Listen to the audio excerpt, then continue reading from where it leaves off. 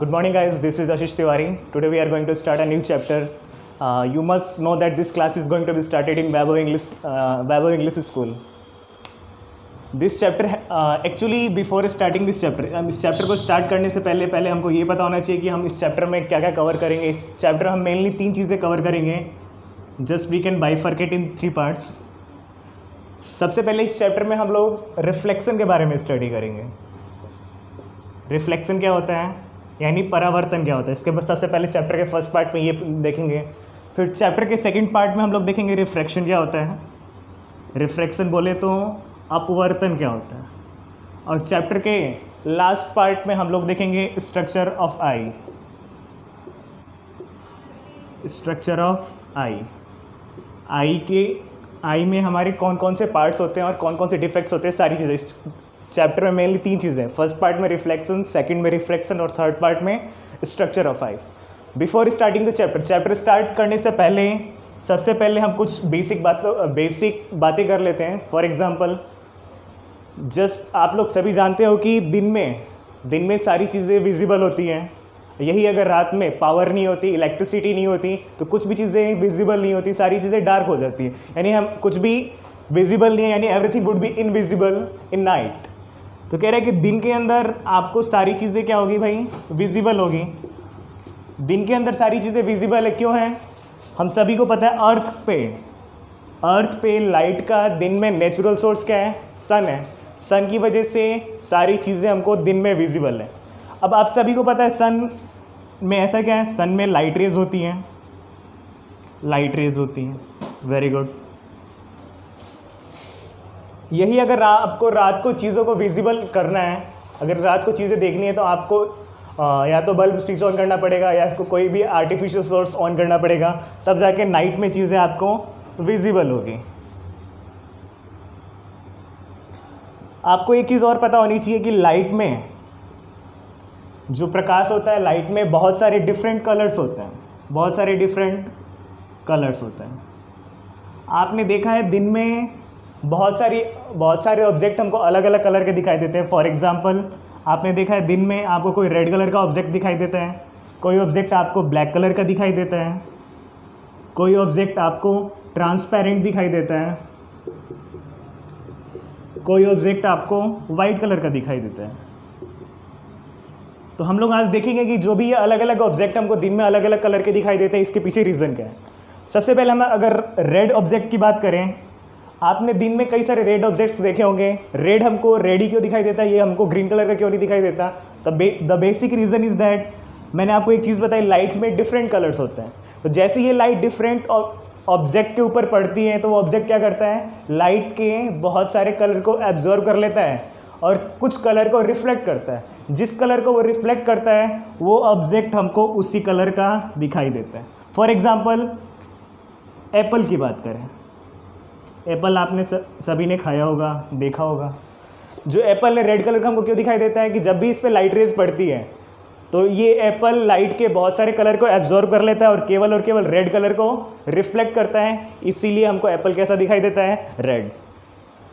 मान लो कोई भी चीज़ आपको ब्लैक कलर का दिखाई देती है, तो आपको ब्लैक कलर का क्यों दिखाई देती है, इसके पीछे इसका क्या रीज़न है. कोई भी ऑब्जेक्ट अगर ब्लैक कलर का है, इसका मतलब वो लाइट के सारे कलर को क्या करता है, एब्जॉर्ब कर लेता है और लाइट के किसी कलर को रिफ्लेक्ट नहीं करता. इसीलिए आपको वो ऑब्जेक्ट कैसा दिखाई देगा, ब्लैक. कोई भी ऑब्जेक्ट अगर आपको वाइट कलर का दिखाई दे रहा है, इसका मतलब है कि वो ऑब्जेक्ट लाइट के किसी कलर को एब्जॉर्ब नहीं कर रहा, लाइट के सारे कलर को क्या कर रहा है, रिफ्लेक्ट कर रहा है. लाइट के किसी भी कलर को अवशोषित नहीं कर रहा, सारे कलर को क्या कर रहा है, परावर्तित कर रहा है. इसीलिए आपको वो ऑब्जेक्ट कैसा दिखाई, वो वस्तु कैसी दिखाई देगी, वाइट कलर की दिखाई देगी. कोई भी ऑब्जेक्ट आपको ट्रांसपेरेंट यानी पारदर्शी, अगर कोई भी ऑब्जेक्ट आपको पारदर्शी दिखाई दे रहा है, ट्रांसपेरेंट दिखाई रहा है, इसका मतलब है वो ऑब्जेक्ट ना ही लाइट के किसी कलर को एब्जॉर्ब कर रहा है, ना ही रिफ्लेक्ट कर रहा है. यानी ऑब्जेक्ट से लाइट क्या हो रही है, आर पार निकल रही है, क्रॉस हो रही है. इसीलिए ऑब्जेक्ट आपको कैसा दिखाई देगा, ट्रांसपेरेंट दिखाई देगा. तो ये तो ही कुछ बेसिक बात है जिसको हमने देखा कि कोई भी ऑब्जेक्ट रेड कलर का क्यों दिखाई देता है, ब्लैक कलर का क्यों दिखाई देता है, ट्रांसपेरेंट कब दिखाई देगा और वाइट कलर का कब दिखाई देता है. चलिए हम अब हमारा टॉपिक स्टार्ट करते हैं. इस चैप्टर का पार्ट फर्स्ट, जिसका नाम है रिफ्लेक्शन. इसको डिटेल में हम लोग स्टडी करेंगे.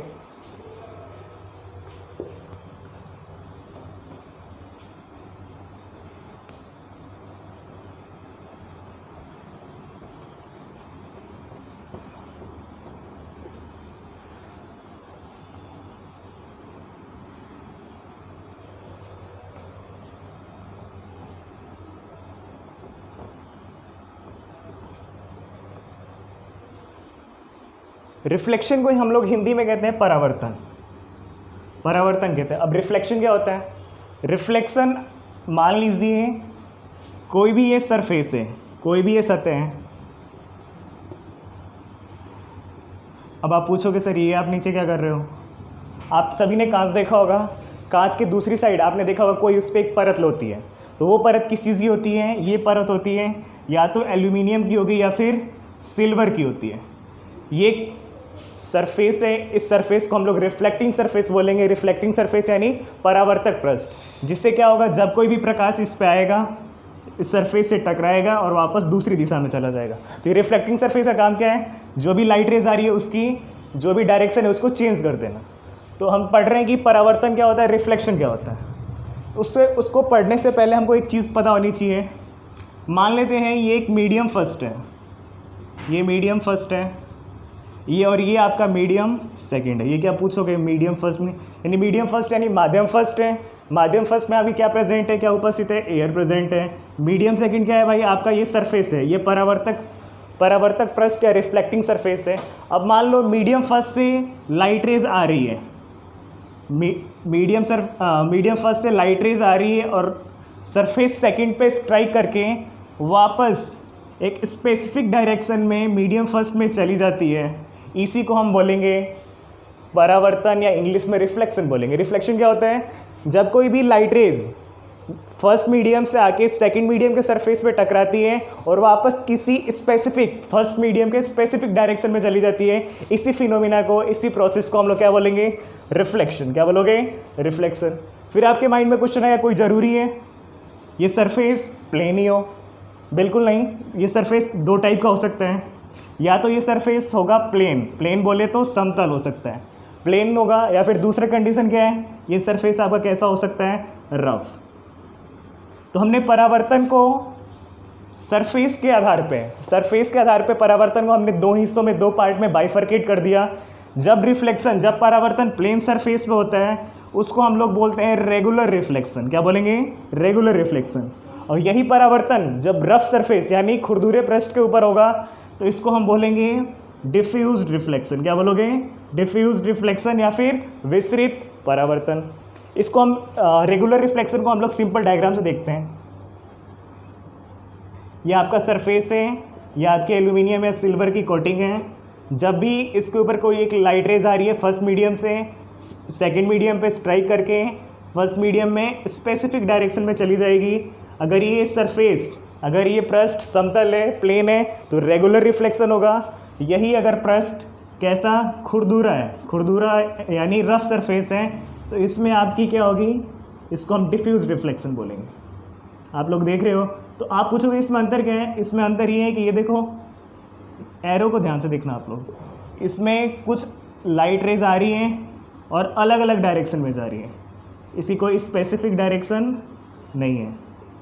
यानी लाइट रेज जो रेगुलर रिफ्लेक्शन है, नियमित परावर्तन है, उसमें लाइट रेज क्या होगी? एक स्पेसिफिक डायरेक्शन में जाएगी।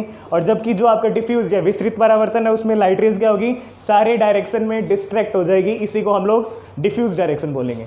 तो अभी तक हमने क्या देखा है? अभी तक हमने यही देखा है रिफ्लेक्शन क्या होता है। रिफ्लेक्शन ये होता है कि जब कभी भी लाइट एक मीडियम से दूसरे मीडियम के सरफेस पे आके टकराती है और एक स्पेसिफिक डायरेक्शन में चली जाती है, उसी को हम लोग रिफ्लेक्शन या परावर्तन बोलेंगे। परावर्तन दो प्रकार का हो सकता है, पृष्ठ के आधार पे यानी सरफेस के आधार पे। अगर ये सरफेस प्लेन है तो रेगुलर रिफ्लेक्शन। यही अगर सरफेस प्लेन नहीं है, कैसा है? प्लेन नहीं है, ये कैसा है? आपका रफ सरफेस है, तो इसको हम बोलेंगे डिफ्यूज रिफ्लेक्शन। रेगुलर रिफ्लेक्शन में सारी जो रेज है एक स्पेसिफिक डायरेक्शन में जाएगी और डिफ्यूज रिफ्लेक्शन में सारी रेज आपकी अलग अलग डायरेक्शन में चली जाएगी। आपने कांच देखा होगा, कोई भी कांच होता है, धूप में जब हम उसको रखते हैं तो यहाँ से लाइट रेज आती है, प्रकाशीय किरणें आती हैं और दूसरी साइड चमकता है। तो यानी यहाँ पे सरफेस कैसा है? प्लेन है। कैसा है? प्लेन है। तो ये रेगुलर रिफ्लेक्शन का एग्जाम्पल होगा। चलिए हम रिफ्लेक्शन में ही आगे बढ़ते हैं, कुछ पॉइंट्स और डिस्कस करेंगे।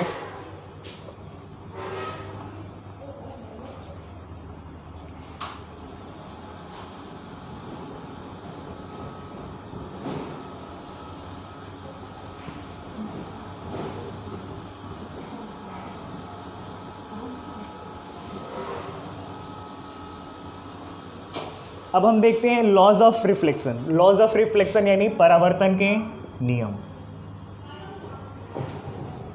अब हम देखेंगे लॉज ऑफ रिफ्लेक्शन यानी परावर्तन के नियम क्या होते हैं। इसको नियम को, रिफ्लेक्शन का लॉ को पढ़ने से पहले आपको कुछ वर्ड सीखना पड़ेगा। देखिए आप, ये आपका क्या है, रिफ्लेक्टिंग सरफेस है, परावर्तक पृष्ठ है। ये जो आपका रिफ्लेक्टिंग सरफेस है, इसके ऊपर कोटिंग किस चीज़ की, एल्यूमिनियम या सिल्वर की है। मान लेते हैं हम इसके ऊपर एक कोई परपेंडिकुलर ड्रॉ करते हैं। परपेंडिकुलर ड्रॉ करेंगे या फिर इसको हम नॉर्मल बोलेंगे या हिंदी में इसको अभिलंब बोलेंगे। आप देखिए यहाँ पे एक लाइट रेज, प्रकाश की किरण आ रही है, मीडियम फर्स्ट से आ रही है, मीडियम सेकंड पे स्ट्राइक कर रही है और वापस मीडियम फर्स्ट में जा रही है। एरो को ध्यान से देखना है, जो भी ये निशान, तीर के निशान बनाए जा रहे हैं, keep in mind this thing. तो जब कभी भी लाइट रेज फर्स्ट मीडियम से आती है, सेकंड मीडियम के सरफेस पे टकराती है और वापस फर्स्ट मीडियम में चली जाती है, इसी को हम लोग रिफ्लेक्शन बोलते हैं। अब रिफ्लेक्शन के दो नियम है। पहला नियम पढ़ने से पहले आपको कुछ वर्ड से इंट्रोड्यूस होना पड़ेगा।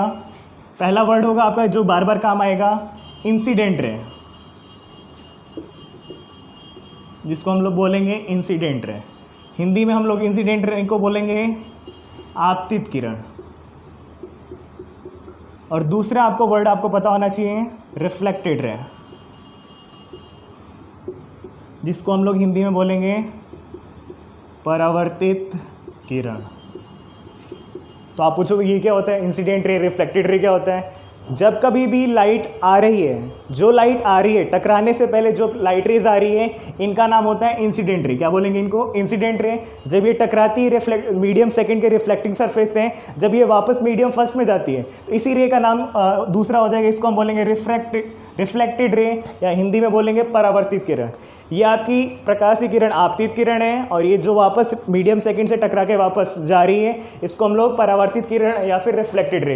What we have studied so far, the incident rays are those rays one who is coming from medium first and striking to medium second, that is known as an incident ray. What are the reflected rays? Reflected rays are those rays which is originating from the second medium surface and going in the first medium, that is known as a reflected ray.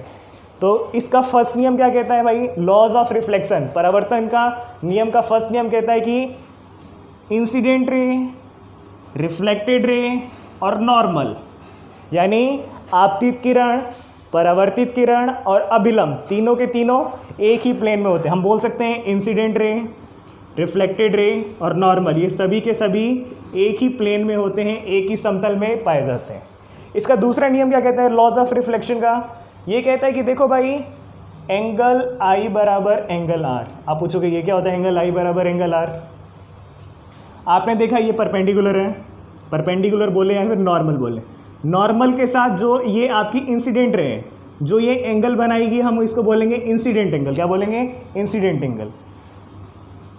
Reflected ray जो normal के साथ angle बनाएगी, इसको हम लोग बोलेंगे reflected angle. क्या बोलोगे, एंगल ऑफ इंसिडेंस या एंगल ऑफ रिफ्लेक्शन। तो इसको हम हिंदी में आपतन कोण, और हिंदी में इसको आपतन कोण और इसको परावर्तन कोण। मान लीजिए ये कह रहा है कि एंगल आई बराबर एंगल आर, इसका मतलब अगर आपका एंगल ऑफ इंसिडेंस 30 डिग्री है तो एंगल ऑफ रिफ्लेक्शन भी कितना होगा, 30 डिग्री। यानी आपतन कोण 30 डिग्री, तो परावर्तन कोण भी कितना होगा, 30 डिग्री। ये आपको दो नियम ध्यान में रखना है, वेरी वेरी इंपॉर्टेंट। तो आज के लेक्चर में, आज की वीडियो में हमने what we have studied so far, हमने देखा है कि मेन टॉपिक्स हमने रिफ्लेक्शन के बारे में देखा। रिफ्लेक्शन क्या होता है भाई, जब कभी भी लाइट रेज एक मीडियम से आती है, दूसरे मीडियम के सरफेस पे टकराती है और वापस उसी मीडियम में एक स्पेसिफिक डायरेक्शन में चली जाती है, तो उसी को हम लोग रिफ्लेक्शन या परावर्तन बोलते हैं। ये दो टाइप का हो सकता है परावर्तन, अगर ये सरफेस प्लेन है रेगुलर रिफ्लेक्शन या नियमित परावर्तन, अगर यही खुरदुरा पृष्ठ है तो आपका होगा विस्तृत परावर्तन या डिफ्यूज रिफ्लेक्शन। अब इसके दो नियम हमने पढ़े हैं लॉज ऑफ रिफ्लेक्शन के, कि angle of incident ray, reflected ray और नॉर्मल, तीनों के तीनों एक ही प्लेन में होगी, और एंगल ऑफ इंसिडेंस बराबर angle of reflection. Thank you so much for watching this video. I hope you may have got so many information from this video. Thank you so much.